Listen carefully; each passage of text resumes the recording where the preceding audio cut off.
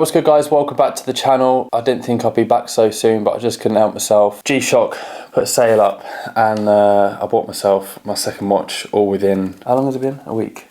2 weeks? Yeah, 2 weeks. All within 2 weeks. So I thought I was going to get one watch and then I ended up getting another one. This one is on the lower price end of £125.30p. It's currently on a sale on the G-Shock website, and I think one of the main reasons I wanted to get another watch is because I realised that the one I bought, this Satina watch that I made a video about, I'll put it here above my head if you want to go check that out.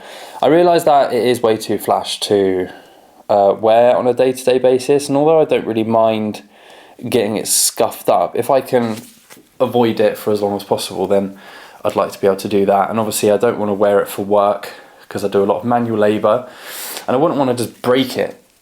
So I got this thing, which I'm super happy with. Some specs on this watch: the case size is 43.2mm, the case thickness is 12.9mm.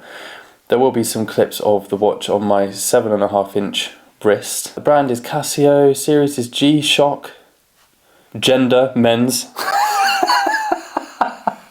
They've genderized a watch. They do, don't they? Well, I mean, a woman could wear that.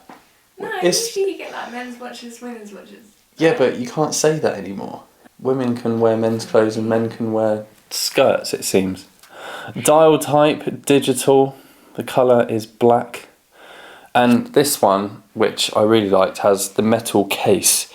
I was considering getting one with the resin. I think it's a resin material, but I way prefer the metal case on this watch. It's a screwed back case with a fixed bezel, and it has a water resistance of 200 meters as well, which is handy because I have deep baths occasionally. But yeah, what I'm going to do is wear this watch every single day. I'm not going to take it off. I'm going to, not intentionally, beat it and batter it, but I will be wearing it to work. So we'll see how it gets on, and I'll touch base with you guys in about 6 months from now with this watch, and I'll give you guys a closer look at it again to see how it's worn during that time. In the meantime, I'm going to do my absolute best not to buy any more watches. I do have my eye on a few, but I have other things to prioritise at the moment, which is a bit rubbish. But if you're watching this video, let me know in the comment box below what watch you are wearing on a daily basis. I love looking at all of the brands and different model types, so definitely get involved